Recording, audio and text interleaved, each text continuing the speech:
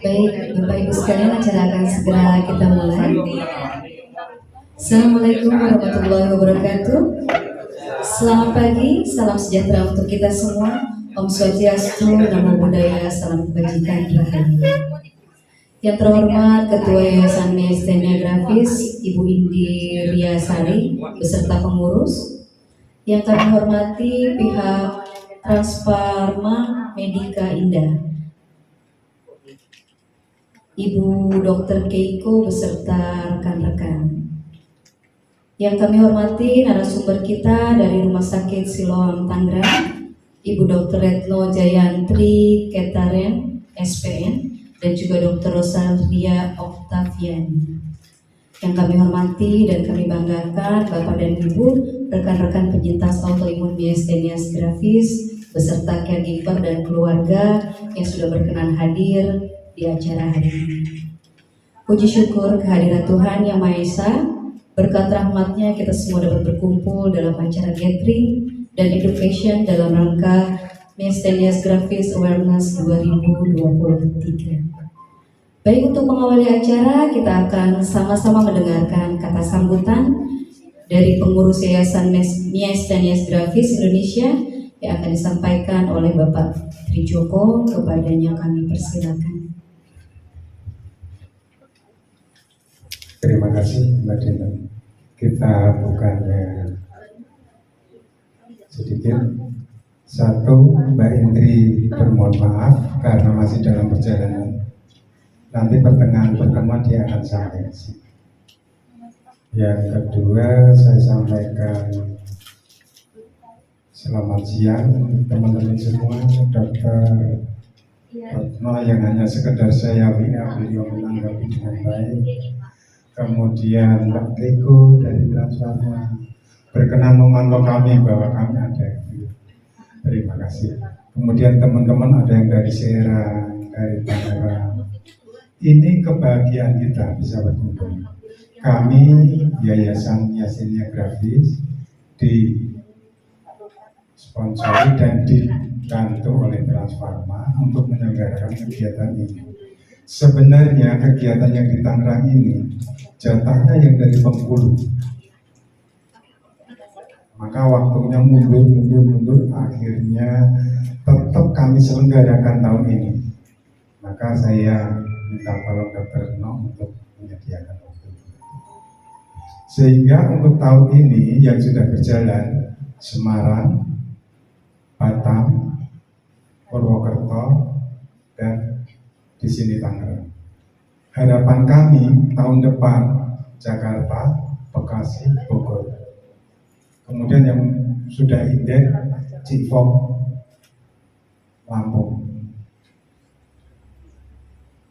Tujuan utama dari kami yayasan mendekatkan dokter dengan pasien supaya komunikasi lebih nyaman, bukan bagus, lebih nyaman. Karena dengan komunikasi nyaman, dokter selalu dirayu pasien supaya diperhatikan, itu pasti. Kemudian dengan kedekatan dokter dan pasien akan membuat pasien semakin bangga bahwa diperhatikan, sehingga semakin sehat dan stabil. Tidak hanya stabil, tetap harus berusaha, tetap bermanfaat bagi orang-orang yang tercinta dan orang-orang yang ada di sekitar kita. Ini yang kami bisa melaksanakan. Bukan kami yang melaksanakan, tetapi kami hanya penyalur supaya berkat itu menjadi berkat semua. Kemudian yayasan tetap komitmen membantu teman-teman agar tetap mendapat mestino. Sejauh keluhan yang ada, kami mencoba akan membantu. Dan bila kami akan kesulitan, kami akan menangis di depannya Mbak Keiko, supaya rumah sakit tersebut tetap terpantau. Kemudian yang menjadi catatan terakhir, teman kita yang di RSCM memang sedang kebingungan karena memang mestinonya terlambat, bukan dari Mbak Keiko tetapi dari pihak manajemen. Mereka mengadakan obat kan menggunakan anggaran, Kalau anggarannya sudah habis, tahunnya sudah habis, mendekati ya tentunya ini harus dipahami. Tapi yang kami alami di Semarang semuanya lancar. Itu benar Ibu. Itu kaitannya bukan di Mbak Keko. Mbak Keko sudah siap. Kalau Serang kosong ada kemungkinan pihak manajemen tentang uangnya bagaimana. Kemudian manajemen itu tadi dengan BPJS bagaimana kaitannya di sana. Hanya kita bisa mengeluh dan berharap Mbak Keko siap menyediakan Mestinon dimanapun dibutuhkan. Ini yang kami sampaikan. Semoga kegiatan ini tetap menjadi sambungan di antara silaturahmi kita, supaya kita tetap sehat dan tetap produktif sesuai kemampuan badan. Demikian yang saya sampaikan. Terima kasih. Baik, terima kasih untuk Bapak Trijoko yang mewakili pengurus Yayasan Myasthenia Gravis Indonesia. Baiklah, selanjutnya kita akan masuk pada acara inti, yaitu Catering and Education Myasthenia Gravis yang akan disampaikan oleh narasumber kita, Dr. Retno Jayantri Catherine SPM dari Rumah Sakit Siloam Tangerang. Dan tema pembahasan kita kali ini yaitu tentang tetap sehat dan produktif bersama Myasthenia Gravis. Kepada Dr. Retno, kami persilakan.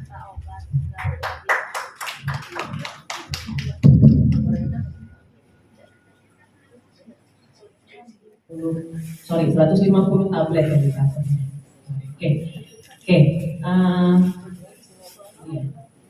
Oke. Saya pagi hari ini saya sangat bersyukur. Saya sangat berbahagia karena diundang dari Yayasan Myasthenia Gravis Indonesia. Kebetulan ini mengusik hati saya, bukan mengusik, ini menggelitik hati saya. Kemudian saya membaca tentang YMGI. Ternyata YMGI sudah didirikan dari tahun 2011. Dan itu sudah cukup lama dan masih aktif sampai sekarang. Jadi menurut saya ini suatu yayasan yang sangat baik adanya untuk para penyandang Myasthenia Gravis. Dan ini suatu wadah, seperti yang tadi dibilang oleh Pak Trijoko, suatu wadah untuk saling berbagi, suatu wadah untuk saling dapat melengkapi terutama obat. Karena kita tahu Mestinon itu mahal dan kadang-kadang di tempat terpencil susah mendapatkannya. Jadi saya sangat bahagia, saya sangat bangga untuk bisa diundang di sini oleh YMGI. Maaf ya, saya sedikit bindeng pagi ini karena ketularan anak.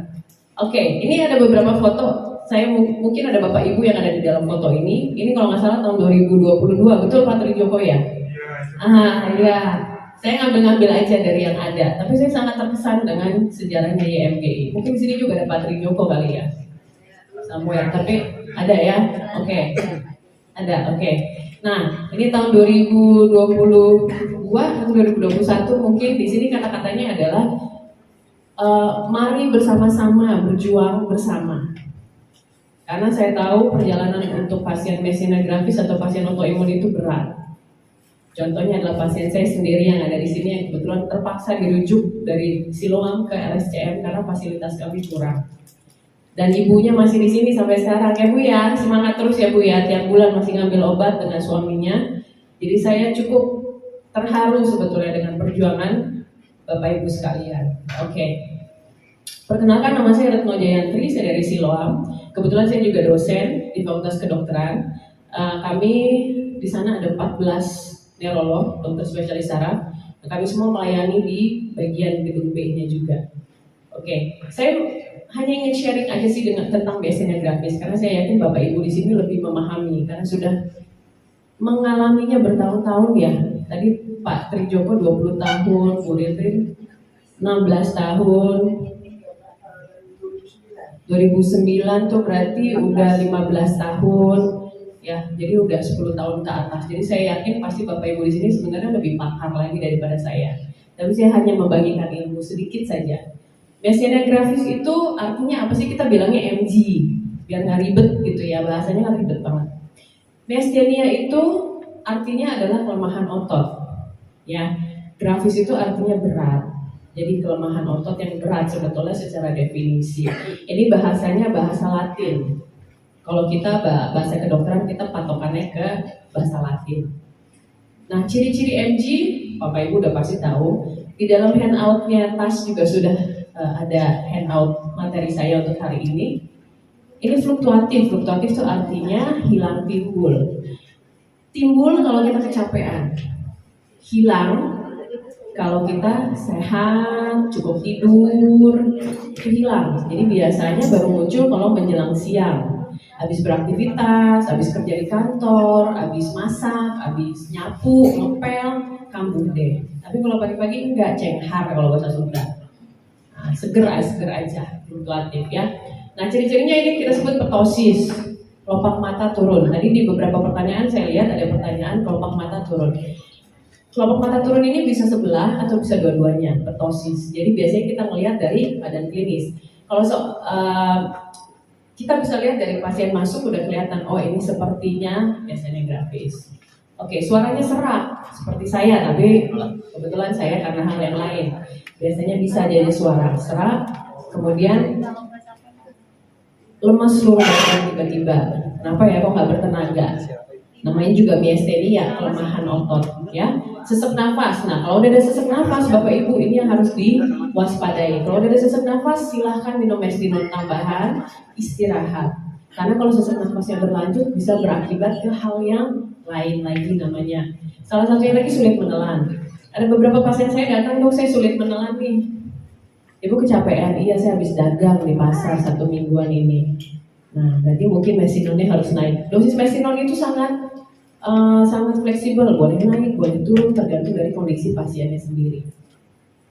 Oke, sekarang kita bicara tentang berapa banyak sih yang menderita MG sebetulnya. Katanya, kalau di Eropa itu ada 30 orang MG dari 1 juta orang di Eropa. Kalau di Cina ada 77 orang dari 1 juta orang di Cina. Kalau di Indonesia berapa?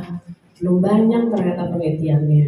Nah, mungkin ini juga saya menggarap dari Mbak Keiko dengan YMGI. Mungkin bisa tuh dibikin. Angkanya berapa sih sebenarnya? Tadi kata Pak Trijoko ada 1.200 pasien di YMGI. Betul ya? Mana Pak Trijoko? Tadi ada 1.200 sampai sejauh ini.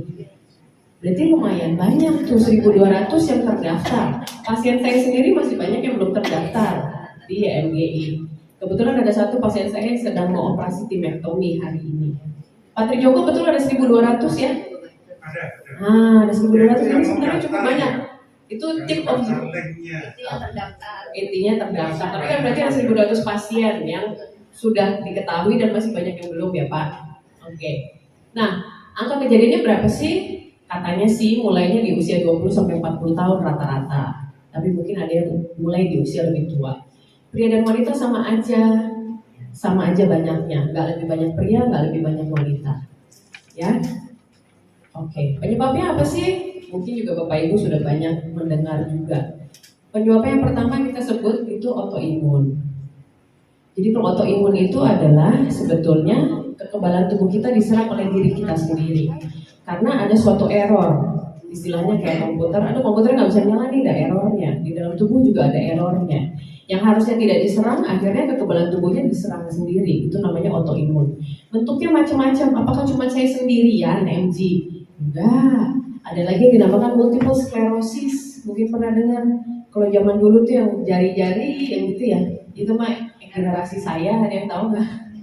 Siapa ya itu namanya Pepeng. Nah itu multiple sclerosis. Itu autoimun juga. Autoimun yang lain Guillain-Barré syndrome, GBS. Ada lagi banyak sekali autoimun yang lain. Sehingga autoimun itu tidak hanya MG, tapi prinsipnya autoimun adalah dia menyerang kekebalan dirinya sendiri. Badannya sendiri menyerang dirinya sendiri. Jadi udah error dari program awalnya. Penyebab lain dari myasthenia gravis bisa karena yang disebut dengan faktor keturunan, namanya maternal myasthenia gravis. Jadi pada saat seorang ibu dengan MG sedang hamil, dia bisa menurunkan kepada anaknya. Berapa persen? Tidak banyak, tapi masih mungkin terjadi. Mungkin itu sempat pertanyaan yang Bu Dirjen waktu itu. Itu memang harus diperiksa apakah anaknya ada MG juga atau tidak. Memang kita harus periksa lebih lanjut kalau itu. Oke. Salah satu lagi penyebab MG mungkin di sini tadi Pak Trijoko sudah bilang ada satu yang sudah pernah timektomi. Ada ya, yang sudah pernah diangkat timusnya. Oke. Ibu, gimana Bu setelah diangkat timusnya? Jauh lebih baik ya. Karena katanya pembesaran kelenjar timus ini salah satu penyebabnya sering kambuh. Apakah semua pasien MG ini semuanya besar timusnya? Belum tentu. Gimana caranya tahu? Kita biasanya periksa dari apa? CT toraks. Jadi kita masuk ke dalam mesin CT scan, kita diperiksa dadanya, ada nggak timusnya membesar. Timus ini kelenjar normal kalau pada bayi dan anak-anak, karena dia fungsinya untuk menjaga imun tubuh. Tapi begitu dia sudah bertambah besar, harusnya hilang. Kalau dia masih ada, berarti ini mungkin sebagai salah satu penyebab MG-nya masih sering kambuh. Banyak nggak sih yang dioperasi? Banyak kok. Kebetulan hari ini pasien saya di Siloam BPJS juga sedang dioperasi. Mudah-mudahan setelah itu Mestinon dosisnya bisa turun, gitu ya, dan tidak sering kambuh. Oke, bagaimana sih caranya tahu kalau saya atau keluarga atau tetangga saya itu MG? Gimana sih taunya? Yang pertama pemeriksaan fisik klinis. Dokternya akan periksa secara klinis. Oh, matanya turun, ptosis. Oh, fluktuatif. Oh, dia ada pandangan ganda, fluktuatif. Oke, mungkin MG. Langkah selanjutnya adalah kita periksa pemeriksaan diagnostik namanya EMG. EMG ini disediakan juga di banyak rumah sakit, termasuk di Siloam juga. Cuman kebetulan kami sedang bermasalah dengan cover BPJS. EMG itu seperti ini, mungkin sudah ada yang pernah. Udah kali ya, semuanya ya udah pernah ya. Kalau mau dibilang sakit, ya sakit. Dibilang nggak sakit, sakit juga. Iya. Jadi kalau dokter ditanya sakit nggak dok? Itu susah ya menerangkannya. Tapi kalau nggak ada kayak gini, kita susah menjawab diagnosis. Karena ini salah satu pemeriksaan untuk memastikan bahwa pasien ini MG atau bukan. Kemudian yang ketiga adalah tes darah. Namanya adalah antibody ACH, acetylcholine esterase atau MUSCA ini. Kalau dia positif, kemungkinan besar MG ada. Tapi kalau dia negatif, apakah menyingkirkan MG? Belum tentu. Ternyata ada varian antibody negatif. Jadi balik lagi kita melihat secara klinis. Kalau klinisnya menunjang MG, maka MG. Kita terapi membaik banget tuh dengan Mestinon. Oke, berarti MG. Nah, kadang-kadang dengan pemberian obat Mestinon, mungkin di salah satu di sini ada yang pernah diare. Ya, memang efek sampingnya yang paling sering untuk Mestinon adalah diare. Biasanya kita kurangin dulu dosisnya, atau kita bagi porsi-porsi kecil frekuensinya. Nah, pengobatannya apa aja sih? Ada dua macam. Satu obat minum, yang kedua adalah operasi timektomi. Yang pertama obat minumnya apa? Balik lagi ke sponsor kita hari ini dari Transpharma, Mestinon. Ya, Mestinon itu dosisnya bervariasi tergantung klinis. Yang paling tinggi saya pernah kasih tuh 8 kali. Bu Rinrin kayaknya 6 kali 2 tablet ya, 12 tablet sehari. Jadi bervariasi sekali. Kalau misalnya nanti Bapak Ibu bilang, kok saya cuma 3 kali sih? Ya, alhamdulillah puji Tuhan cuma 2 kali, cuma 3 kali berarti bagus. Semakin tinggi semakin sering kambuh berarti. Gitu ya. Oke. Kalau misalnya Mestinon sudah dikasih dan aduh saya lagi serak nih dok, udah berapa hari ini serak. Biasanya kita tambahin yang dinamakan steroid. Methylprednisolone, dexamethasone, mungkin pernah dengar ya Bapak Ibu. Nah, kita tambahin di sini. Oke, ada suatu ini yang perlu saya edukasi dan saya berharap Pak Prijoko 10 kali masuk ICU karena ini kayaknya ya Pak ya. 4 kali di tracheostomy ya Pak, betul ya? Mungkin di sini juga ada pengalaman seperti itu. Ini namanya komplikasi MG. Apa sih komplikasinya? Namanya krisis miastenia. Kalau kita sudah sampai ke krisis miastenia, ciri-cirinya apa? Sesak nafas. Sesak nafasnya sampai nggak bisa nafas. Nah itu ini udah tanda-tanda bahwa ini suatu krisis, harus masuk ruangan ICU, butuh ventilator dan butuh obat-obatan khusus dan bukan Mestinon. Ya, lemah anggota gerak semuanya lemas, nggak bisa diangkat, nggak bisa genggam, semuanya. Kemudian sampai hilang kesadaran. Apa betul Pak Trijoko sampai hilang kesadaran? Karena kekurangan oksigen di otak. Myasthenia gravis itu seluruh otot di tubuh, termasuk otot nafas. Sehingga kalau pada saat krisis, otot nafasnya pun tidak dapat energi. Sehingga dia nggak bisa bernafas. Akhirnya karena nafasnya kurang, oksigennya kurang ke otak, akhirnya turun kesadarannya hilang. Terpaksa dia harus dirawat di ICU. Ya, seperti yang ada di gambar ini. Oke, pengobatannya apa sih? Pengobatannya yang kita namakan dengan IVIG, atau plasmapheresis. Bu Nendrin udah pernah ya, sering kayaknya. Kemarin IVIG di RSCM. Kebetulan di beberapa rumah sakit tidak bisa dilakukan karena tipenya tipe rendah. Tipe A, tipe pusat semuanya bisa dilakukan. Ini IVIG biasanya hanya cukup pakai infusan aja, kesannya kayak segitu doang. Tapi ini harganya bisa sampai seharga mobil. Iya betul, harganya 300 juta tergantung berat badan. Kalau berat badan Bu Nendrin mungkin sedikit lebih naik lagi. 328 juta 5 hari ya. Karena IVIG itu mahal.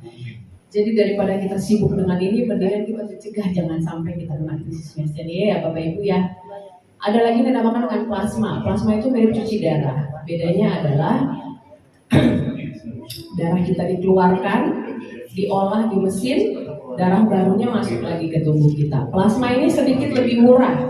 Murahnya berapa sih dok? Beda 50 juta aja. Cuma lebih murah. Iya, sama aja sama Pak. Albuminnya. Betul, albuminnya mahal juga di situ. Mesinnya juga mahal, Pak. Iya. Jadi cuma beda sekitar 50-75 juta mungkin dari IVIG. Jadi jangan sampai kita harus mengeluarkan sebanyak itu karena betul bisa ditanggung BPJS, tapi hanya di rumah sakit tipe tertentu. Tidak semua rumah sakit bisa memfasilitasi. Oke. Bagaimana sih caranya untuk mencegah jangan sampai saya kambuh dong? Karena saya udah capek banget nih kekambuhan MG. Aduh, ini kira-kira kelihatan nggak ya? Yang pertama itu yang paling atas ini kayaknya kurang terang ya. Harus minum obat teratur sesuai dengan anjuran dokter. Balik lagi dosisnya. Ada pasien saya dosisnya suka dikurangin eman-eman, katanya simpen-simpen buat bulan depan.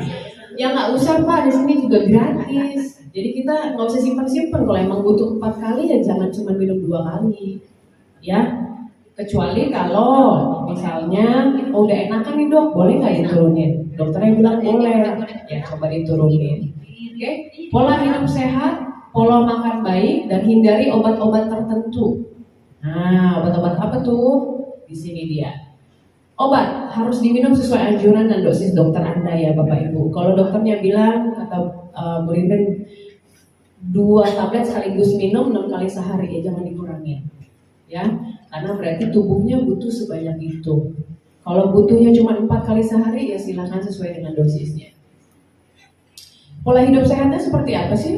Pertama cukup istirahat ya Bapak Ibu. Mungkin banyak di sini mungkin ada yang paling jauh dari mana Pak? Palembang, Bangka, Aceh, Medan, Semarang kayaknya paling jauh.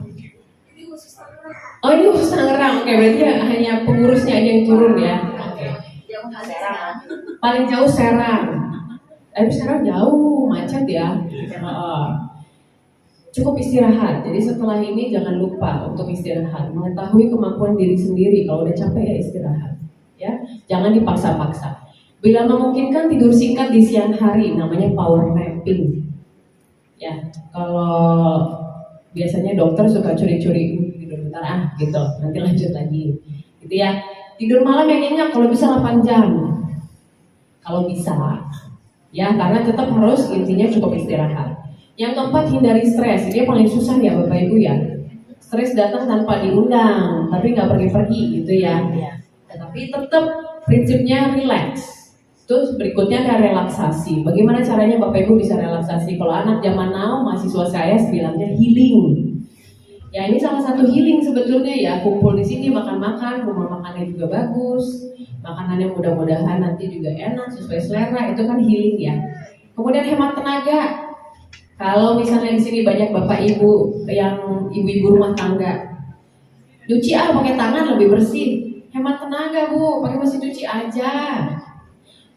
Ini saya mau ini sendiri masak, padahal matanya udah turun sebelah. Tetap mau ngulek. Hemat tenaga Bu, pakai GrabFood aja.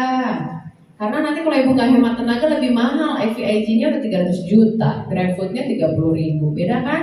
Hemat tenaga, pakai semua alat yang Bapak Ibu bisa pakai untuk menghemat tenaga sendiri. Saya mau jalan kaki lah ke rumahnya tetangga, jauh bisa ke sana. Ya coba tuh lo pakai Gojek ya, pakai apa, hemat tenaga. Kalau nggak nanti bisa ke krisis mesinia bisa naik dosisnya. Ya, pikirannya harus begitu, pola hidup sehatnya. Oke, pola makan baik. Katanya sih kalau di jurnal makan sering dengan porsi kecil, jangan langsung banyak. Kenapa? Capek juga peredaran darahnya untuk langsung memetabolisme makanan yang langsung banyak. Katanya juga tinggi sayur rendah lemak. Ini mah pada semua ya. Pola makan hidup baik itu tinggi sayur rendah lemak dan rendah karbohidrat. Ya. Kalau sulit menelan, makan makanannya yang lembek aja setengah padat. Kalau lagi sulit menelan, jadi jangan dipaksakan. Terutama jangan yang terlalu berair atau cairan.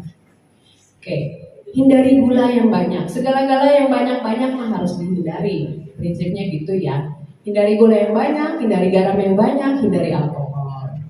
Ada satu pasien saya yang MG itu tidak tahan terhadap daging mentah, daging merah. Begitu dia makan daging merah, dia kambuh. Jadi kalau itu individual, mungkin Bapak Ibu bisa mengenali tubuh sendiri yang bikin kambuh itu apa. Kebetulan setelah dia tahu, dia menghindari daging merah, dia nggak sering kambuh. Ya, jadi bisa aja salah satunya dari pola makan. Oke, obat apa sih yang harus dihindari? Aduh, obatnya ribet pisan ya, susah ngafalinnya. Tapi mudah-mudahan ini bisa jadi acuan. Jadi kalau nanti Bapak Ibu sakit flu, atau misalnya tergores, terus berdarah, harus minum obat, mungkin bisa dikasih tahu dokternya yang bukan dokter sarafnya, saya nggak bisa nih yang begini-begini, ya. Antibiotik, ada beberapa antibiotik golongan ciprofloxacin, sisin, nah itu jangan dipakai, ya. Micin, apalagi, micin mah makanan ya Pak. Oke, ciprofloxacin, levofloxacin, gentamicin, streptomycin, erythromycin, clindamycin. Ini saya baru lihat Ibu Anik nih, pasien saya juga nih. Waktu itu sempat pakai Clinda ya Bu. Sempat pakai Clinda agak kurang cocok. Jadi Clinda itu biasa dipakai untuk obat jerawat untuk Bapak Ibu. Untuk ibu-ibu, mbak-mbak di sini, dia Clinda dipakai untuk obat jerawat. Jadi nanti tolong dikasih tahu ke dokter kulitnya, saya nggak bisa pakai karena ini mungkin mencetuskan MI saya. Penisilin, anti hipertensi, mungkin di sini ada juga yang darah tinggi, propanolol, golongan olol juga nggak boleh, ya. Satu lagi botox, nah, botox itu supaya kencang tubuhnya, mukanya dan lain-lain kerutannya hilang, kita pakai botox itu nggak boleh ya Bu, karena botox itu melumpuhkan otot. Sedangkan pada pasien MG ototnya juga sudah lumpuh secara natural, jadi nggak boleh. Apalagi pakai pelemas otot tuh, misalnya kita lagi tegang lehernya dan lain-lain, dokternya kasih Carisol, Tizanidin. Tolong dikasih tahu, saya nggak boleh, karena nanti saya lemas. Ya, oke. Nah, yang terakhir, mungkin Bapak Ibu di sini apakah sudah ada yang pernah fisioterapi disarankan oleh dokternya masing-masing? Udah ya, fisioterapi. Membantu nggak Oma? Lumayan ya. Oke, membantu nggak tadi? Enggak membantu. Oke, fisioterapi itu fungsinya untuk apa? Karena kalau pada pasien MG itu kan udah lemah ototnya. Jadi intinya itu continuous training, penguatan kelemahan otot.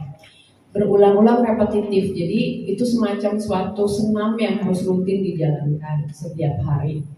Selain itu fisioterapinya bisa berupa pijat. Pijatnya bukan pergi ke tukang pijat sebetulnya, tapi masasnya per otot. Otot mana yang lagi lemah biasanya oleh fisioterapisnya dipijat per otot. Jadi ini sesuai anatomis tubuh. Kemudian bisa juga pakai laser. Di pointernya yang mana? Mungkin ini. Bisa pakai laser atau USG. Jadi nanti yang sakit-sakit mendingan jangan minum obat tapi di laser. Atau ditusuk jarum. Ada yang udah pernah coba tusuk jarum? Membantu nggak? Membantu ya kalau tusuk jarum ya. Nah, tusuk jarum ini bagian dari fisioterapi juga. Jadi ada banyak sekali paketnya di dalamnya. Tergantung dari kondisinya Bapak Ibu sekalian. Kemudian terapi okupasi. Terapi okupasi itu apa sih misalnya? Dok, saya masih lemas nih tangannya. Gimana caranya saya nggak bisa makan sendiri? Saya nggak bisa. ngancingin baju sendiri. Nah ini kerjaannya terapi okupasi. Biasanya diajarin dulu, setelah itu Bapak Ibu belajar sendiri di rumah setiap hari. Jadi kalau nanti pertanyaannya, dok, saya kok nggak membaik-membaik? Ibu berapa kali latihannya? Cuma 2 kali seminggu? Ya kurang. Latihanlah sebanyak mungkin sesuai dengan kemampuan tubuh. Tapi jangan cuma 2 kali seminggu, terlalu sedikit. Gitu ya. Oke, jadi pada myasthenia gravis, MG, fisioterapi ini juga memegang peranan yang penting. Sehingga nanti kalau Bapak Ibu kembali ke dokter, boleh kok disarankan, kadang-kadang mungkin kami lupa atau kami pikir sudah on fisioterapi, boleh nanya, dok saya boleh minta nggak? Nggak ada yang nggak dikasih kok, Bu. Pada prinsipnya kami akan memberikan apa yang kami rasa terbaik untuk para pasien. Ya. Oke, Anda tidak sendirian. Ada suatu yayasan yang menurut saya yayasan yang sangat baik, YMGI, Yayasan Myasthenia Gravis Indonesia. Jadi jangan pernah berpikir sendirian. Saya pernah punya pasien masih muda, MG, kemudian dia bilang, kayaknya cuma saya doang yang dikutuk dengan penyakit ini. Ya, ternyata masih banyak sekali di luar sana yang belum tahu bahwa ada suatu wadah untuk saling membantu. Dan menurut saya wadah ini sangat baik ya Pak Trijoko. Kita aplaus dulu untuk Pak Trijoko dan seluruh Bapak Ibu di sini. Bahwa mari kita undang, saya juga menjadi misi saya untuk mengundang para pasien saya yang kena MG untuk ikut masuk ke dalam YMGI. Jadi ada forum untuk saling menguatkan. Ya, saya berterima kasih untuk YMGI yang telah mengundang saya pada hari ini. Cukup sekian aja ya Bapak Ibu keterangan dari saya. Mudah-mudahan bisa membantu dan menguatkan Bapak Ibu bahwa ayo kita berjuang bersama untuk melawan penyakit MG ini. Oke, ya terima kasih. Baik, terima kasih kepada Dr. Retno. Selanjutnya kita akan melakukan tanya jawab yang nanti akan Dr. Retno jawab secara langsung. Ini ada beberapa pertanyaan dari rekan-rekan penyintas autoimun yang sudah kami terima.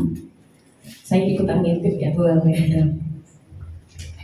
Yang pertama dari Ibu Suwaibah, apakah autoimun MG bisa menjadi faktor sulitnya memiliki keturunan pada seseorang? Dan benarkah ibu penyintas MG otomatis akan bisa menjadikan anak yang dilahirkan juga menjadi penyintas? Silakan dokter. Oke, terima kasih Ibu Ibah mungkin hadir di sini. Anaknya ya Bu. Oke, yang seperti tadi saya bilang, beberapa penyebabnya adalah turunan, bisa diturunkan dari ibu ke anak, bisa, tapi selalu nggak selalu. Bagaimana caranya kita mengetahui bahwa anak kita MG atau tidak? Nah, pada kasus ini, anak ibu menyedot susu, baik, kuat atau tidak? Normal. Oh, oke. Sebenarnya kita bisa lihat dari awal, kalau untuk anak-anak yang bayi yang MG itu biasanya sudah ada kesulitan atau kelemahan otot. Dia menyedot susunya kurang, kemudian nangisnya suaranya tidak keras, kemudian pergerakan kanan kirinya, biasanya kalau anak bayi baru lahir kan ribet ya. Aduh pusing deh kalau jadi ya baru melahirkan ya ibu mungkin ya. Nah kalau ini enggak, dia nggak terlalu aktif. Itu salah satu yang perlu kita waspadai bahwa oh ya udah aku mau cek anak aku kepada dokter ya. Kemudian apakah autoimun bisa menjadi faktor sulitnya memiliki keturunan? Oke, infertilitas namanya, ada banyak sekali faktor multifaktorial. Autoimun yang lain mungkin Bu. Kalau MG mungkin tidak. Kalau MG kemudian sulit memiliki keturunan tidak. Tapi ada banyak sekali autoimun yang lain yang menyebabkan infertilitas. Salah satunya adalah yang kita sebut dengan keguguran berulang. Namanya apa Cak? Ya, APS. Sorry. Namanya antifosfolipid syndrome. Nah itu karena ada kelainan, itu autoimun juga, tapi bukan MG. Jadi kalau pertanyaan autoimun sulit memiliki keturunan, betul. Tapi untuk MG-nya sendiri tidak. Nah, infertilitas yang lain multifaktorial, bisa jadi karena salah satunya usia, bisa jadi karena ada masalah di rahimnya dan lain-lain. Yang paling penting itu kita berani untuk memeriksakan kepada dokter kandungan yang terkait. Gitu. tapi untuk MG-nya sendiri saya berani bilang tidak, karena banyak sekali di sini yang pasien MG dan keturunannya banyak. Jadi belum ada literaturnya yang menyatakan bahwa MG kemudian berhubungan dengan infertilitas. Mungkin begitu ya Bu Ibah, apakah menjawab Bu? Ya. Oke, selanjutnya dari saya dong. Apakah MG dapat sembuh secara permanen dok? Tadi Mbak Denok Teja. Mbak Denok. Oke, kalau MG itu sembuh secara permanen dalam artian tidak minum obat ya Bu ya? Tidak minum obat mungkin susah. Pasien yang sudah ditimektomi pun kita nggak berani sampai 0 sebetulnya obatnya, tapi dosisnya pasti turun. Yang tadinya seperti Buririn 6 kali 2 tablet mungkin bisa turun jadi 3 kali 1. Tapi kalau sampai full di stop kayaknya belum berani. Karena tetap dia kan autoimun ya, tidak hanya dari timus, tapi dia memang di dalam tubuhnya sudah ada cetakan error gitu. Tapi saya selalu bilang gini Bu, kita jangan bilang sembuh permanen, kita bilangnya terkontrol. Terkontrol secara stabil bisa tapi dengan obat. Dan tidak hanya mestinea yang seperti itu, epilepsi pun seperti itu. Kemudian multiple sclerosis pun seperti itu. Jadi balik lagi ke slide saya yang ini, tidak sendirian kok Bu. Banyak sekali kita berjuang bersama pasien yang lainnya. Terima kasih dok. Selanjutnya dari Ibu Syafa Nafisah. Ibu Syafa ada? Hadir? Oke. Mengapa saya sudah rajin minum Mestinon tapi mata saya masih tetap turun kelopaknya? Ibu Syafa. Syafa. Ibu Syafa yang di belakang ya? Bukan? Oh nggak ada, oke. Nah, rajin minum Mestinon sesuai dosis nggak? Itu lagi.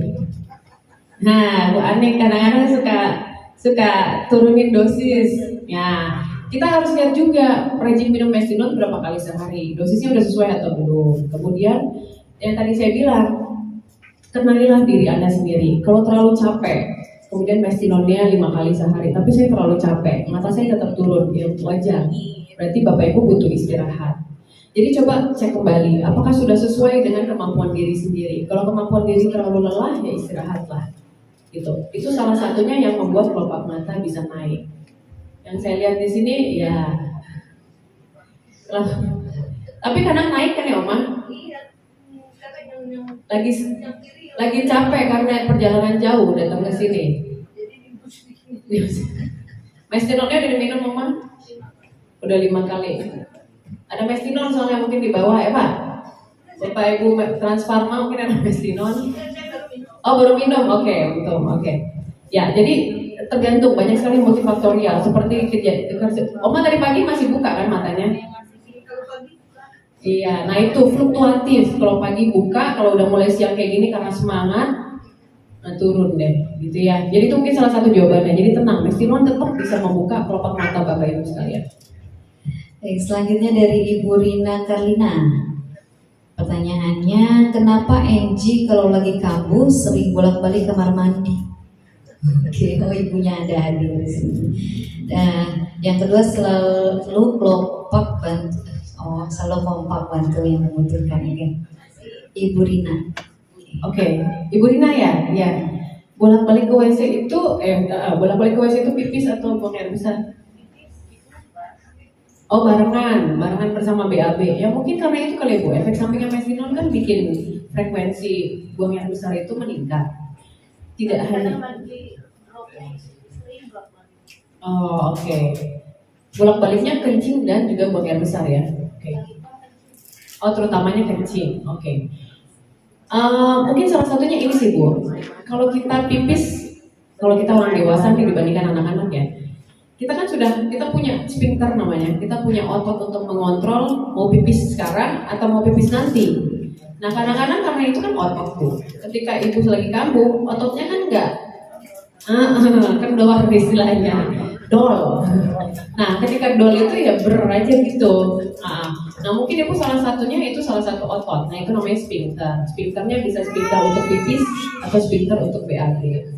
Atau bisa juga sebagai efek samping dari Mestinon. Mungkin pada saat ibu lagi kambuh, Mestinonnya kan minum nambah Mestinonnya biasanya kan juga frekuensi untuk buang air besarnya meningkat juga.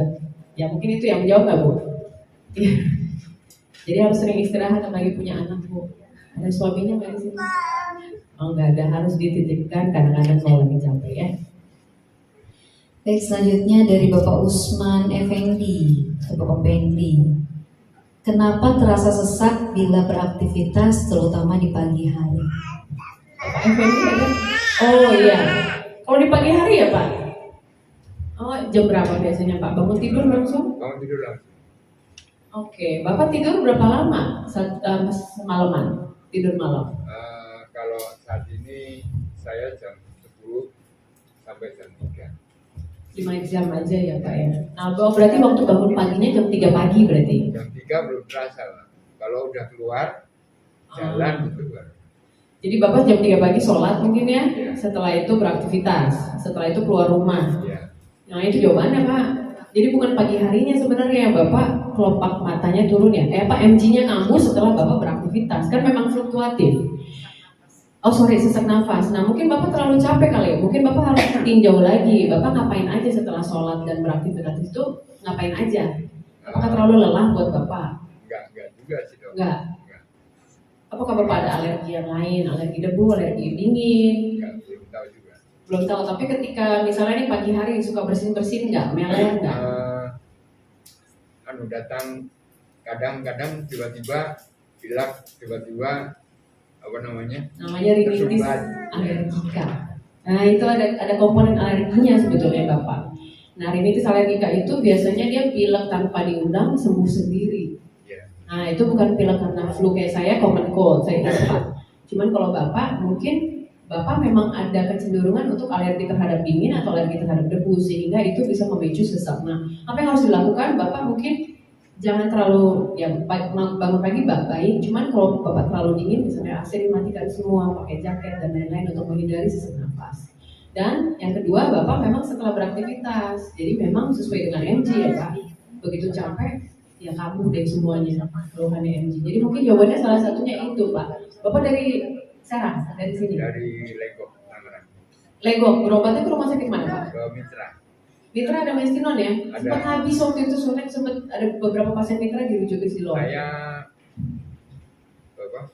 bulan ini juga dapat 120. Oh, udah dapet ya? Oke.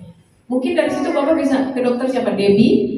Dokter Tri. Dokter Tri. Mungkin bisa tanya ke dokter Tri, dok kira-kira saya kalau ada rinitis bisa ditambah obat apa? Itu namanya rinitis alergika. Jadi suatu kelainan kayak pilek tapi dipicunya oleh alergi. Nanti dia sembuh sendiri. Sempat apa namanya? MRI. Merah kepala. Leher. Oh. Cuman emang ada apa? Enggak lurus gitu dok. Oh, tulang belakangnya. Di sini. Tulang belakang atau ini? Tulang Tulang belakang kan? Nggak lurus tuh maksudnya ada yang kejepit. Bukan ada. Kalau ini kan lurus ini. Ada drepes gitu dok. Namanya HNP bukan Pak? Apa ya kemarin ya? Lupa saya. Tapi Bapak keluhannya apa? Sakit leher maksudnya? Jadi leher ke sini Ya, menjalar di ke sini tangan. Ke tangan sih enggak tahu, di sini aja. Oh, di leher sini aja di belakang. Oh. Saya juga udah konsultasi mengenai apa sesaknya, tapi dokter Tri belum ngasih jawaban secara signifikan. Mungkin bisa coba ke dokter THT sih Pak. Biasanya yang ngurusin soal alergi sih THT. Biasanya ditambah satu macam obat alergi namanya cetirizine. Untuk membantu di pagi hari biar Bapak nggak terlalu sesek ya. Kalau lagi kambuh. Tapi kalau untuk MRI sininya sih sebetulnya tidak berhubungan dengan sesek ya kalau menurut saya karena itu di tulang belakang. Di tulang belakang harusnya sih tidak berhubungan dengan sesek nafasnya. Itu ya Pak. Mudah-mudahan bisa menjawab sih Pak. Cuman untuk lengkapnya dokter Tri bisa ditanyakan ulang boleh nggak kalau saya konsul ke THT gitu dari Mitra ya. Oke, baik, selanjutnya pertanyaan dari Ibu Hilda. Sudah 1 tahun saya mengalami pandangan ganda dan mengganggu aktivitas. Bagaimana cara mengatasinya dok? Ini Bu Hilda, oh iya, pakai itu. Bu Hilda dari Serang ya Bu? Oke, kita boleh periksa sekalian aja nggak Bu? Boleh periksa pandangan gandanya. Itu hilang timbul atau terus-terusan? Terus-terusan ya. Oke, Ibu pakai Mestinon berapa kali? 3 kali sehari. Tapi udah cukup. Dikurangin 2. Kenapa? Disuruh dokternya. Oh disuruh dokternya. Kalau di Serang gitu. Ada Mbak Keiko katanya Bu. Ibu boleh kesini? Bentar. Yuk. Mbak Keiko aja dulu ya. Saya ngikutin sebelah sini. Udah nggak dokter siapa? Milda. Oh dokter Eni wae. Naik atas yuk. Naik atas ya. Dokter. Ini dokter.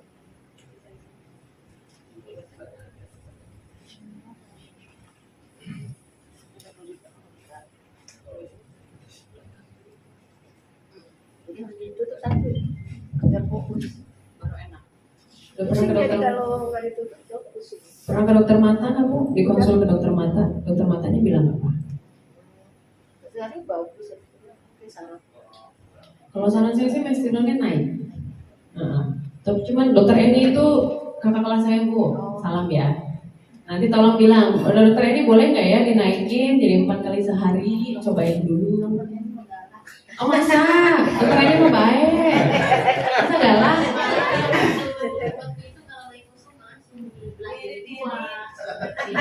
Bang Eko kosong tuh sekarang. Nggak ada sudah 3 bulan. Nggak ada di sana. Ya kalau mesinonnya nggak ada minta dirujuk deh. Kan di sana adanya hanya Dirujuk belanja. ke Tangerang. Biasanya sih donasi. Coba minta dirujuk ke Tangerang. Rujuk ke Silon ya. Ya kebetulan sih sampai sejauh ini sih kita masih ada Bu. Mudah-mudahan seterusnya ada terus. Ini dok saya mau tanya, kan dikasih cuma Mestinon, saya tanya, dok apa ada obat tambahan nih untuk menunjang supaya saya nggak ada udah Mestinon aja katanya. Kalau ibu lagi kambuh, sebetulnya kita bisa sarankan tambahin steroid, metilprednisolon. Ya itu murah juga. Metilprednisolon tergantung dari kondisi klinis. Bisa kalau ibu mungkin kita start awalnya 8 mg aja, 3 kali sehari. Nah, Mbak Ririn masih pakai 16 ya, 16 sama 12. Jadi memang kalau lagi ada kambuh, biasanya kita tambah dengan metil. Atau satu lagi, nggak di semua tempat bisa ditanggung namanya imuran. Imuran itu saya nggak tahu di Siloam ada yang pernah dapat nggak? Pernah ya? Ya, saya tambahin imuran biasanya Bu. Imuran itu salah satu untuk meningkatkan imunitas. Dia agak sedikit beda dengan Mestinon sih prinsip kerjanya. Cuman dengan imuran sih kayaknya pasien kita cukup baik sih. Tapi saya nggak yakin di sana ada Bu. Kalau imuran, tapi kalau metil pasti ada. Coba ditambah metil ya. Kita sama dokter Eni titipan dokter Retno gitu. Oke, selanjutnya pertanyaan dari Ibu Windy Oktaviani. Ada Ibu Windy? Tidak hadir ya? Oke. Apakah setelah dinyatakan stabil oleh dokter saraf terkait apakah sejatinya memang penyakit MG di dalam tubuh bisa menghilang atau masih bisa kambuh sewaktu-waktu? Oke, ya sama kayak pertanyaan tadi ya. MG masih bisa kambuh sewaktu-waktu. Jadi tetap kita harus minum obat dan lakukan pola hidup yang sehat dengan pola makan yang baik. Ya, tapi balik lagi Anda tidak sendirian. Kita berjuang bersama ya. Oke. Selanjutnya dari Ibu Dina Sulistianingsih. Hadir Ibu? Oke. Pertanyaannya bagaimana cara mengelola MG agar stabil dok? Oke, terima kasih Bu Dina. Baliknya slide yang tadi. MG-nya supaya nggak kambuh. Kalau stabil itu kan berarti nggak kambuh ya Bu ya. Mana tuh?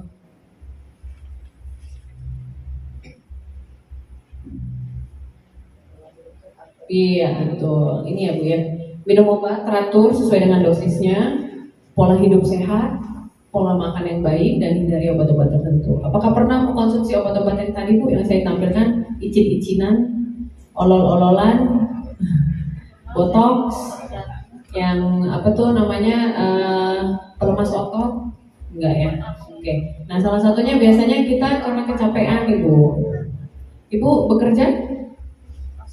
Jam kantor jam 8 sampai jam 4. Oh, WFH tapi diganggu anak di rumah. Oh, banyak kerjaan. Nah, itu salah satunya mungkin ya Bu ya. Nah, ini Bu udah mulai. Apakah sudah minum Mestinon Bu? Bawa. Ya silakan. Jangan sampai lupa ya Bapak Ibu sekalian, udah waktunya yang minum obat. Biasanya saya suka ngingetin pasien-pasien saya jangan lupa pakai alarm di HP. Kita sekarang udah zaman canggih, kita punya HP, bisa dibikin alarm tiap jam berapa kita minum obat. Jadi jangan sampai kelupaan. Mungkin Bu Dina salah satunya ya seperti ini. Tetap harus dari diri kita sendiri yang mengatur untuk tidak cepat kambuh. Mestinonnya pakai berapa Bu? Oke, 5 kali sih udah cukup. baik ya. Saya kan sudah ekonomi juga. Oh udah. Terus apa namanya setelah ekonomi kan habis ekonomi enak gitu ya karena habis pernah profesi juga gitu kan. Tapi habis itu tuh metil juga masih masih minum waktu itu masih 4 kali. Nah setelah dikurangi kan karena terlalu lama minum metilnya, terus kemudian dikurangi terus habis itu stop gitu kan. Itu awalnya nggak apa-apa, tapi lama-lama ada aja keluhannya gitu. Mulai ada lagi MC-nya. Kalau sekarang sih saya masih mata juga masih banyak. Kalau terlalu pernah kayak gini tuh banyak ketiknya gitu ya sama turun gitu. Nah, selama perjalanannya berobat ini kan, biasanya itu saya itu untuk imunosupresan itu cocoknya cuma metil gitu. Jadi kemarin itu dari imuran pernah coba dari mycotic, terus apalagi buat mycotic terus ada gitu. Nah itu kalau konsumsi terlalu lama itu malah efeknya itu memperberat MG kayak gitu. Lemes itu semuanya dok. Nah, terus akhirnya kan terakhir kemarin tuh disuruh infus itu dok yang saya nggak begitu diterangin lebih jauh gitu kan lebih detail gitu. Jadi kan saya takut juga gitu kalau itu diinfus kan langsung masuk itu takutnya kayak kemo gitu dok. Nah saya takut, maksudnya takut kalau minum imuran atau dan lain-lain aja tambah memperburuk gitu kan. Takut ininya efeknya kayak gitu juga gitu. Jadi kemarin saya nggak terima nggak saya. Saya juga nggak Iya namanya di Tapi makan loh itu. tapi insya Allah di cover Di udah biasa sih RCM maksimal ya. di cover. Cuma saya kayak Nggak semua pasien. Kebanyakan pasien MS, tapi kalau MJS memang awal seperti itu ya. Ada kasus Syukur ya Bu ya, Rituximab memang mahal. mahal. Nah, ini juga udah maksudnya pengen tanya juga pertimbangannya gitu loh, maksudnya saya ambil atau enggak, soalnya saya takutnya Masih ragu gitu dok. Untuk Rituximab. Karena minum imuran yang berpanjang aja tambah memperberat gitu. Oke, berarti Bu di RCM ya. Iya. Oke, rituximab tuh banyak sekali checklistnya. Checklistnya tuh kalau misalnya ibu begini, ini nggak boleh. Begini, ini boleh. Nah nanti pada saat rituximab itu karena dia banyak juga efek samping ya. Salah satunya adalah penurunan tekanan darah. Kemudian ibu EKG-nya harus diperiksa karena dia ada perubahan dari irama jantung. Jadi biasanya kalau pemakaian rituximab, dokternya atau perawatnya akan standby di situ untuk melihat pada pemakaian infusannya. Jadi kalau soal saya ini nggak ya dok, cocok nggak ya? Saya nggak berani jawab bu, karena tiap tubuh beda. Tapi memang rituximab itu salah satu pilihan terapi kalau ibu sering kambuh tapi tidak sampai krisis. Nah rituximab itu yang paling saya tahu itu tensinya bisa turun jauh, kemudian irama jantungnya bisa berubah. Makanya memang harus dipantau pasang EKG, kemudian tensi harus standby. Kalau di RSCM saya yakin sudah ada suatu tim terpadunya bu, termasuk dokter jaganya, dokter umumnya, kemudian dokter residennya, kemudian dokter spesialisnya. Jadi harusnya ibu aman. Tapi balik lagi efek samping tiap orang berbeda. Kalaupun nanti ada efek samping, saya yakin pasti dokternya sudah standby untuk apakah langsung menghentikan infusan dan mengganti yang lain. Misalnya, kalau memang nggak kuat pakai itu, biasanya infusannya diganti dengan metil. Tapi metilnya dosis tinggi, 1 gram sehari. Saya juga pernah konsumsi pas kedok itu, konsumsi metilnya sampai 48 mg sehari. Ini minum. Yang diminum Oh ya. iya, 16 4 kan? Ya itu kondisinya maksudnya udah lemas semua, terus mau berdiri susah kayak gitu, duduk juga langsung jatuh gigi gitu kan, dan nggak kuat lagi. Nah itu kadang saya juga mikir gitu dong, maksudnya pertimbangannya takut juga gitu kan. Kalau pas saya nanti jadi diinfus gitu kan, sebenarnya udah ACC, tinggal suruh ngurus aja gitu kan. Nah itu takut juga efek sampingnya kayak gitu. Sekarang emang saya keluhannya cuma kaki nggak lemas gitu, cuma emang matanya tuh lebih berat gitu kan dari biasanya gitu, terus sama ya capek tapi kalau saya WFH kan bisa langsung tiduran. Jadi emang saya butuh pertimbangan yang kapan saya mau ambil itu atau enggak gitu dok, pertimbangannya harus gimana gitu loh. Saya bingung juga sih saya mau ambil atau enggak. Ibu mungkin pernah pakai? Saya belum pernah pakai, tapi ada teman yang pakai. Cuma dia bukan MJS, dia MS. Gimana? Mbak Nindi. Pakai MS? Yang tadi dokter bilang setiap tubuh berbeda. Dia awalnya masih oke, tapi beberapa bulan kemudian lemes lagi. Sekarang belum bisa duduk ya, belum bisa jalan. Tapi tadinya benar-benar tiduran aja. Iya, ada ininya. Kalau saya kan memang MJ, saya belum pernah pakai rituximab. Saya hanya plasma udah karena sering keluar masuk ICU gitu ya. Plasma udah 5 kali ya, tiga kali. Terus ya alhamdulillah sih, walaupun tadinya saya di ICU 1 bulan, di ruangan 1 bulan, di rumah 10 bulan dengan 24 jam pakai oksigen full dan belum bisa apa-apa ya, benar-benar lumpuh, makan pun pakai selang. Alhamdulillah sekarang kondisi saya pada terakhir itu 2021 ya, sekarang alhamdulillah saya tidak seperti ya. Oke, terima kasih untuk sharingnya Bu ini. Ya itu perjuangan ya Bu ya, perjuangan masing-masing tiap orang memang beda-beda. Untuk balik lagi ke Ibu, kalau emang Ibu tidak yakin, jangan dilakukan dulu karena tetap kita kan melakukan pengobatan kalau kita sudah yakin. Ya, Sugesti juga nggak sih? iya betul, sugesti juga mempengaruhi. Jadi kalau untuk Ibu belum yakin, ya silakan pakai metil aja dulu. Metilnya boleh metil dosis rendah, 4 kali 4 mg. Kalau Ibu sudah merasakan ada efeknya, ya bisa dimulai dengan dosis rendah. Tapi memang efek samping metil juga kan banyak ya Bu, apalagi pemakaian lama. Salah satunya tulang kropos, osteoporosis, kemudian kadang-kadang untuk kecantikan mukanya kok tembem, tumbuh bulu, dan lain-lain, mengganggu hormonal, menstruasi, irreguler, dan lain-lainnya. Mungkin salah satu efek sampingnya metil yang berkepanjangan seperti itu. Tapi kalau memang Ibu belum yakin ya tidak usah dilakukan, tidak apa-apa. Gitu. Iya. Ini kondisinya sekarang saya masih bisa beraktivitas, masih bisa kerja, tapi kalau pas ada tindakan itu malah memperburuk emosinya kan saya takut juga nggak bisa ngapa-ngapain gitu. Jadi kadang saya kalau kontrol tiap bulan itu juga bilang ke dokternya kalau obatnya itu gini tambah yang imunosupresan kayak imuran kayak mefortik itu kok malah tambah memperburuk. Kadang dokternya nggak kayak gitu juga dok. Makanya kadang saya juga kadang gonggong juga, kadang saya berhenti sendiri.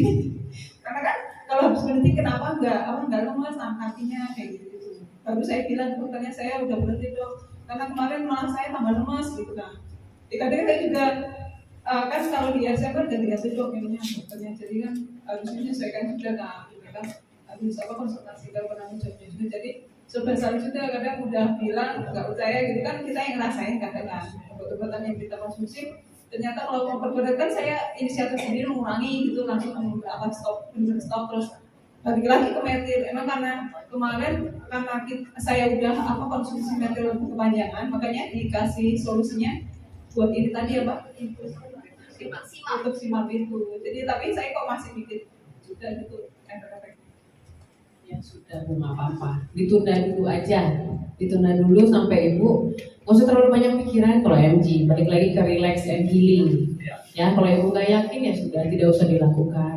Toh masih banyak juga pengobatan yang lainnya. And metil juga Ibu masih responsif, jadi ya nggak usah terlalu dipikirkan.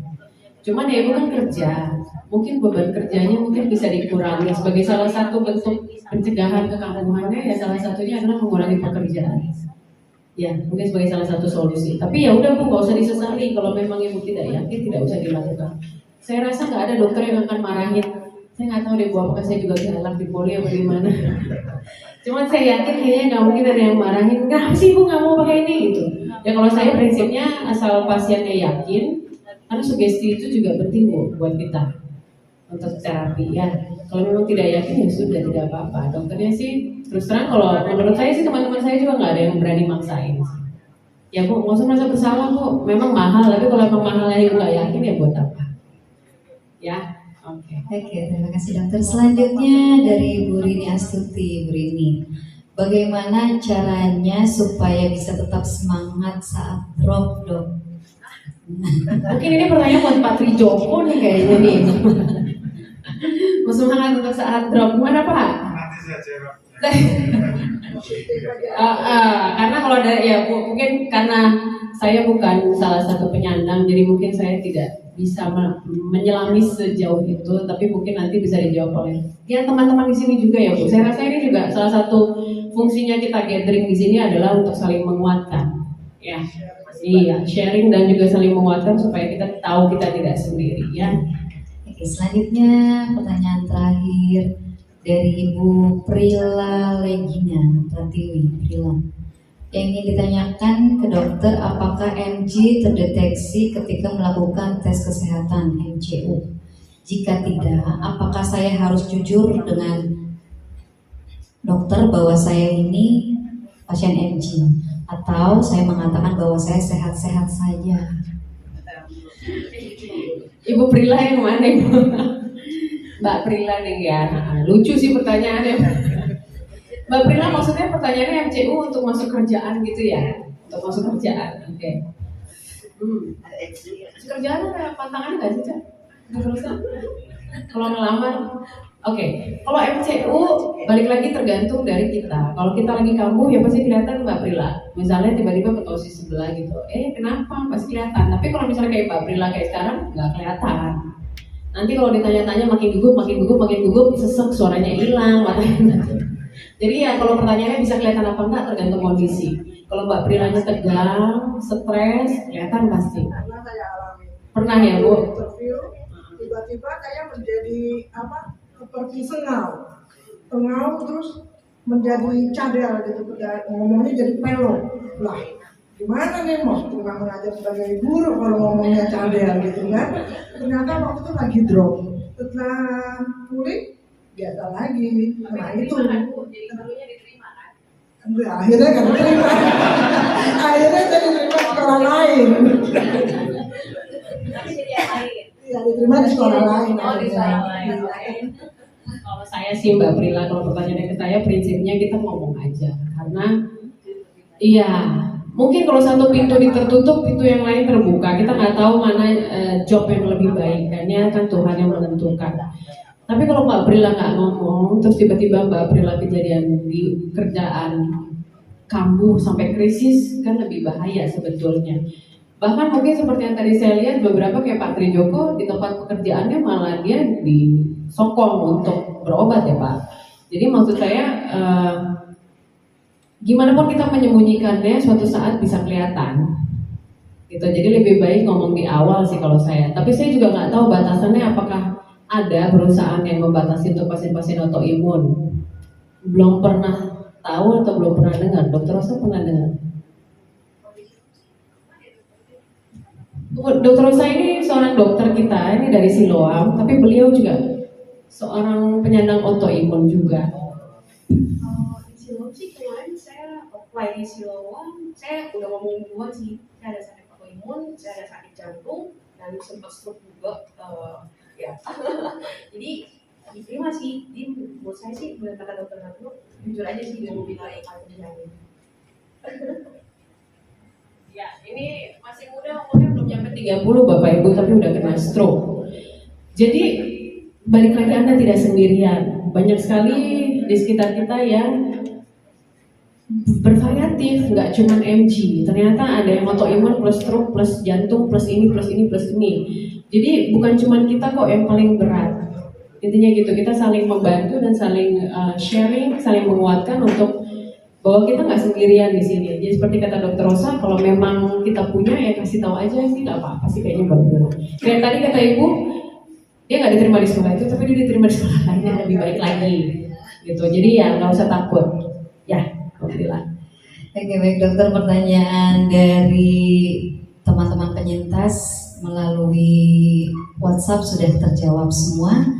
Dan kita akan buka 2 pertanyaan dok secara langsung untuk Bapak dan Ibu yang hadir di sini. Yang pertama dari Oma, ada yang mau ditanyakan? Ya, bagaimana Oma? Tanya ya, saya udah dalam sebulan ini ada kuping tuh suaranya gitu dok. Terus saya pergi ke periksa ke dokter THT, dia tes tes pendengaran. Hasilnya katanya saya tuli saraf. Itu apa termasuk dari MG ya dok? Saya mau tanya. Ya, terima kasih Oma. Tuli saraf beda lagi dengan MG. Tuli saraf itu, Bapak Oma sebelumnya pernah ada riwayat sering menyelam, sering berenang, atau Omanya dulu pramugari misalnya, sering naik pesawat. Dulu pesawat berenang juga. Oke, mungkin salah satunya dari riwayat zaman dulunya si Oma. Karena tuli saraf itu bukan berarti masalahnya dari penyakit saraf sebelumnya, enggak juga. Jadi enggak termasuk. Jadi tuli saraf itu bukan bagian dari MG. Gitu. Kalau tuli saraf, kalau MG kan fluktuatif. Oma kan tulinya tetap kan. Suara masih kedengeran dok. Kalau malam aja, kalau malam suaranya kayak seperti berdengung. ada hujan gitu terus. Kalau siang begini nggak dengar. Apakah dari dokter THT-nya ada solusi misalnya di Katanya sih diperiksa hidungnya, kupingnya bagus, terus tenggorokan juga bagus, cuman di hidung katanya ada polip? Ada radang. Dikasih obat untuk kuping juga udah, terus tenggorokan sih udah, terus yang hidung dikasih obat dia, tapi kan sekarang masih tetap. Masih tetap ya, tapi tidak disertai dengan pusing berputar, vertigo dan lain-lain enggak kan? Oke. Makanya saya pikir apa ini termasuk dari FD ya? Enggak sih. Kalau itu sih enggak, Om. Itu bagian yang lain lagi yang kebetulan ada. Oma waktu itu diperiksa audiometri ya. Audiometrinya turun tuli ringan sedang atau? Oh. Salah satunya yang bisa dilakukan adalah pemasangan alat bantu dengar juga sih Oma kalau mau. Iya, dokter juga bilang gitu. Tapi saya rasa nggak perlu. Oh iya, balik lagi sesuai dengan kenyamanan masing-masing. Nah, kalau Oma merasa butuh bisa dicoba pakai ABD, itu kan macam-macam. Atau kalau misalnya Oma pikir nggak perlu ya tidak perlu, tapi bukan suatu bagian dari MC sih. Beda lagi. Ya, Oma. Oke, baik. Satu lagi pertanyaan Ibu Hilda. Oke, silakan Ibu.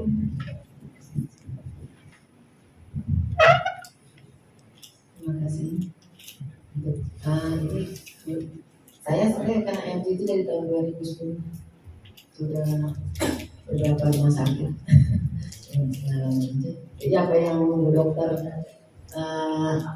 tampilkan itu semua saya sudah pernah krisis, terus koma dan sebagainya. Nah ini kan makanya pas mata ini ya dok, saya baru maksudnya kalau turun itu kan biasa ya.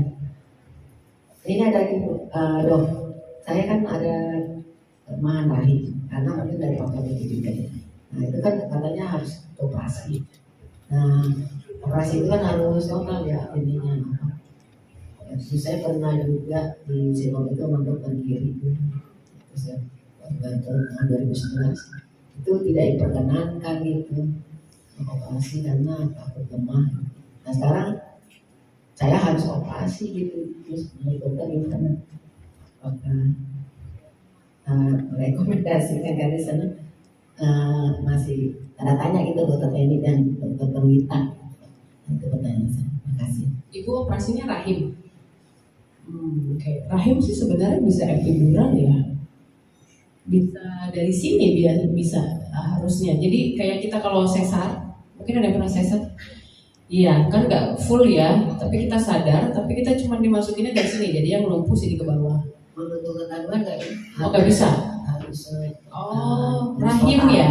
Harus total. Jadi pengangkatan rahim total. Apakah itu suatu tindakan yang harus segera dilakukan? Ya, katanya sih kalau masih bisa, kalau nyaman aja. Oh itu rahimnya protrusio, oke. Iya, dan ibu nggak nyaman dengan itu ya. Oke. Memang untuk obat bius sih kami sangat hati-hati ya Bu untuk pasien MG. Balik lagi, biasanya prinsipnya dokter tuh begini Bu. Yang mana yang life saving, yang mana yang menyelamatkan. Kalau memang itu tindakan operasinya itu harus dilakukan saat ini juga, maka dokter sarafnya akan kasih ACC, boleh pakai bius, tapi dengan segala resikonya. Hitungannya gini Bu, biasanya kita pertanyaannya gini, toleransi operasinya bagaimana dok? Ringan, sedang, atau berat? Biasanya kita jawabnya oh ini berat. Kalau memang ini mengancam nyawa, silahkan dilakukan operasinya, tapi ada kemungkinan sedang sampai berat lah, ada kemungkinan. Karena beberapa obat bius itu memang akan meningkatkan efek MG-nya sendiri ya Bu. Terutama pada saat dimasukkan ventilatornya itu. Cuman kan ibu kan sudah pernah di ICU, ya juga di knockdown juga kan, bangun lagi. Jadi sebetulnya pertanyaannya apakah akan selalu merugikan? Ya enggak juga sih Bu. Cuman resikonya sedang sampai tinggi. Kita selalu ditanyanya begitu.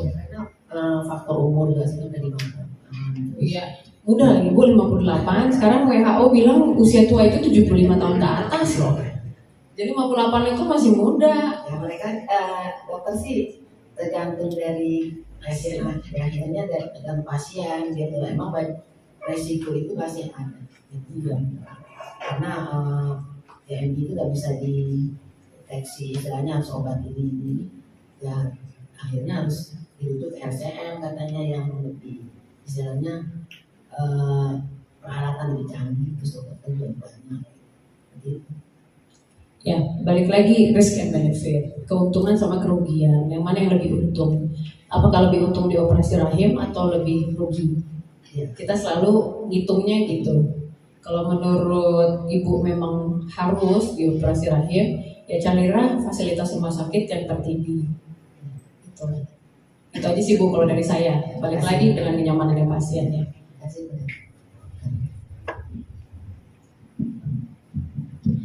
Baik Dok, sudah 2 pertanyaan. Oke.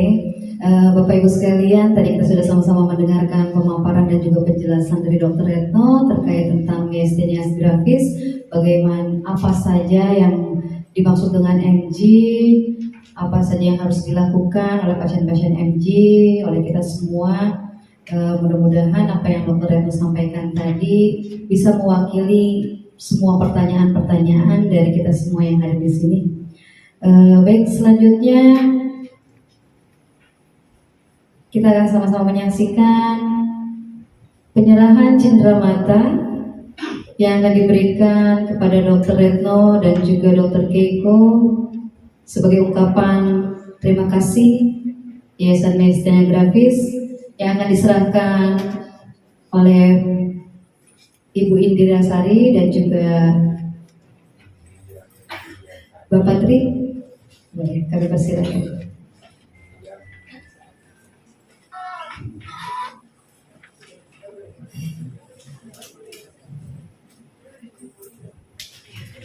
Baik, kepada Dr. Retno dan juga Dr. Keiko kami persilakan untuk menerima cenderamata yang akan diberikan.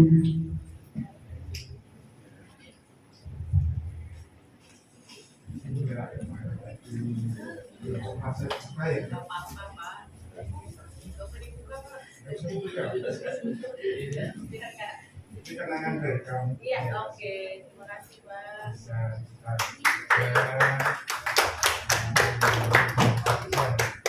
Iya, terima kasih, Pak. Dia masuk sekolah. Oh iya, oke. Oke. Untuk Cici Pong bisa silakan maju ke depan untuk sama-sama. Cici Pong, kami silakan maju ke depan untuk sama-sama memberikan cenderamata kepada Transparma diwakili oleh Dr. Keiko.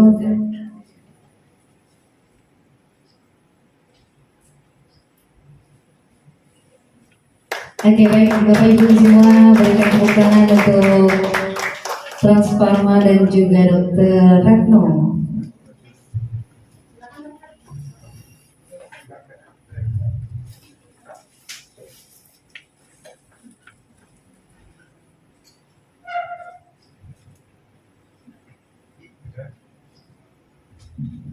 Oke, terima kasih. Bisa silakan kembali ke tempat.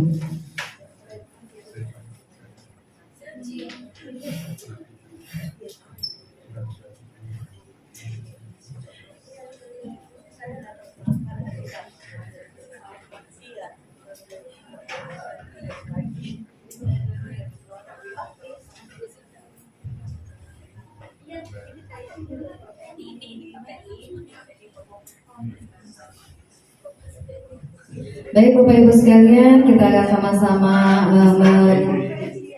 mendengarkan pemaparan dari Bapak Tri Joko selaku pengurus dari Yayasan Miastenias Gratis Indonesia. Kepada Bapak Tri, kami persilakan. Terima kasih Mbak Dina. Untuk akhir yang dibahas Dr. Mani, saya hanya menggambarkan beberapa cerita yang sering kami dengar dari keluarga MJS yang selalu menghubungi kami. Ada yang memberitahu, Pak, saya mau operasi, tolong doakan, posisinya ada di Bali, saya mau menengok gimana. Kemudian ada juga yang dari Tangerang, saya mau pimektomi, tolong dibantu ya. Sehingga keluarganya yang selalu memantau kepada saya, posisinya ini bagaimana, seperti itu yang saya terima.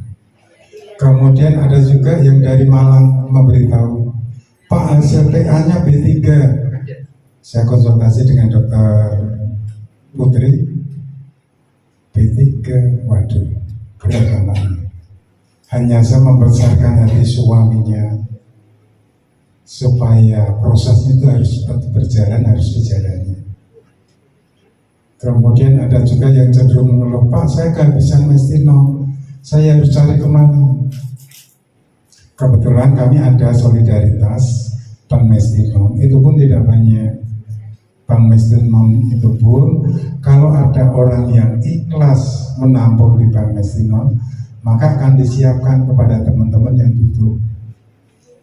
Itu pun belum bisa menjangkau keseluruhannya, karena bentuknya hanya tanda petik solidaritas. Siapa yang berkenan memberi akan kami tampung dan akan kami salurkan kepada mereka yang butuh. Kemudian yang terakhir juga ada yang mengeluh kepada kami, Pak, BPJS saya tidak bisa membayar, bagaimana ini? Tolong saya dikirimi mestino. Prinsipnya kami bisa membantu mungkin dari Bank Mestinon sekali, 2 kali, tetapi harus dicari jalan, BPJS harus diselesaikan. Bagaimanapun juga, seandainya tunggakan BPJS hanya 500.000, tapi untuk sekali kontrol sudah ada hampir 1 juta. Kalau 120 butir, jauh lebih untung. Itu lika-liku yang saya terima sewaktu teman-teman curhat, teman-teman tertolong, teman-teman yang minta bantuan. Bahkan ada yang komplain, Pak, bagaimana cara komplain kepada BPJS? Kebetulan saya punya teman BPJS wilayah Jawa Tengah. Maka kalau ada rumah sakit yang bermain tentang mestino, saya dorong orang BPJS tadi, tolong itu rumah sakit itu diurus. Kalau sudah orang BPJS yang datang ke rumah sakit yang sudah kebingungan. Kebingungan dalam arti takut kalau ditinjau lagi kerjasamanya, sehingga menyeluruh. Itu liku-liku yang kami terima. Bagaimanapun juga teman-teman tetap harus saling solid ya, saling melengkapi. Bila ada kesulitan boleh berkontak saya, berkontak dengan Mbak Indri. Tetap kami berusaha supaya teman-teman tersupport yang namanya mestino. Sehingga nanti kalau ada tanya-tanya tentang yayasan, boleh tanya saya atau Mbak Indri. Kemudian yang terakhir, tadi yang ibu yang mau operasi tadi, sudah atau mau? Teman-teman yang di Semarang banyak yang operasi diambil rahim. Dan dokter Sarah selalu memberi ACC. Karena satu, sewaktu pemberian biostopta, dokter anestesi pandai untuk memasukkan obat anestesinya. Tidak langsung dalam durasi panjang, tetapi sedikit-sedikit ditunggui sampai operasi selesai. Bahkan ada teman yang operasi tulang pinggul, itu cukup mengerikan, tulang pinggul itu tadi. Itu dokter anestesi ada yang menunggu. Operasinya berhasil, tidak masalah. Cuman tetap kerjasama dokter saraf dan dokter yang melakukan operasi. Itu kejadian-kejadian Semarang yang selalu saya terima. Kemudian yang terakhir, pengalaman saya, mungkin hanya sebagai sharing ya. Saya sudah 20 tahun, sejak 2003, kemudian saya mengalami on-venti tahun 2003 itu bulan September. Pada saat saya ulang tahun 38. On-venti yang pertama kali. Kemudian 3 bulan kena batuk flu, on-venti lagi. Kemudian 6 bulan batuk pilek lagi, on-venti lagi. Itu terus berulang. Dengan perjalanan yang panjang itu, baru tahun 2015 saya mengajukan untuk timektomi. Walaupun di CT scan nggak kelihatan timungannya itu, tetapi dokter waktu itu dokter Naningsih, saya rayu, dok, kita coba ya. Saya tidak kelihatan timungan, kita operasi. Dan terjadi Semarang ada 3 pasien MG tidak kelihatan timoma, tetapi di timektomi. Hasilnya ya sekarang ini, sejak saya timektomi sampai sekarang sudah 3 tahun lebih, saya belum pernah yang namanya rawat inap. Kalau batuk flu, saya sudah bisa memahami untuk menyelesaikan. Bahkan saya tidak pernah minta dokter, dok saya minta obat ini. Saya kelola sendiri, saya kira-kira obat apa ini. Walaupun 1 minggu, 2 minggu sembuh. Sehingga trauma saya yang batuk pilek selalu on-venti sudah saya bisa atasi. Maka prinsipnya mencoba memahami tubuh diri sendiri, mencoba tidak terobsesi turun mesti, tidak terobsesi saya terus lepas obat, enggak. Obsesi saya harus sehat, saya harus bermanfaat bagi yang lain. Itu saja. Mengenai nasional saya masih programnya 4, dan saya nggak pengen mau turun, enggak, kecuali lupa yang mungkin 3. Kalau imunan saya masih 2. Kemudian obat yang lainnya enggak ada sih, hanya kalau vitamin B12 wajar, itu supaya otot tidak kaku. Ini sharing pendek saya, tujuan saya hanya satu. Bapak Ibu tetap harus sehat, tidak usah berpikiran kok obat saya semakin bertambah banyak ya, terus ginjal saya bagaimana, fungsi hati saya, tidak masalah. 6 bulan sekali minta tolong dokter, dok tolong cek ya fungsi hati saya, fungsi ginjal saya. Tidak ada peningkatan yang signifikan, tidak usah digubris. Yang penting saya harus bisa bermanfaat untuk keluarga saya, keluarga tangga saya. Itu. Ini hanya pemicu semangat kita supaya semuanya tetap sehat. Sekali lagi terima kasih Dokter Nuh yang hanya sekedar syariah beliau berkenan datang. Kemudian Transfarma yang selalu membantu kita. Sekali lagi terima kasih. Datang untuk dulu. Mbak Indri mau ada yang dikatakan, Mbak Indri? Cukup. Cukup. Oke. Nah, terima kasih Bapak Trijoko atas sharingnya dan juga memberi motivasi untuk kita semua. Semoga kita bisa hidup stabil, sehat, dan jangan lupa juga bahagia, sekalipun dengan biaya gratis. Baik Bapak Ibu sekalian, rangkaian acara demi acara telah kita lewati bersama. Sebelum kita melanjutkan ke sesi foto bersama, saya atas nama pribadi mohon maaf atas segala kekurangan dalam membawakan acara ini. Dan izinkan saya mewakili Yayasan Mesena Grafis Indonesia mengucapkan terima kasih yang sebesar-besarnya kepada PT Transfarma Medika Indah dan juga kepada narasumber kita Dr. Retno Jayanti, Ketarian SPN dari Rumah Sakit Siloam, Dan kepada seluruh rekan-rekan pengurus Yayasan Mestiana Grafis Indonesia, terima kasih atas motivasi dan juga sumbangsi waktu, tenaga, dan pikirannya untuk kami para penyintas autoimun se-Indonesia, khususnya Mestiana Grafis. Dan juga kepada seluruh penyintas autoimun, Mestiana Grafis, serta caregiver dan para keluarganya, semoga kita semua bisa berbahagia, tetap hidup sehat dan produktif bersama Mestiana Grafis. Tepuk tangan untuk kita semua. Terima kasih Ibu Bapak semua. Wassalamualaikum warahmatullahi wabarakatuh. Selamat siang dan salam sejahtera.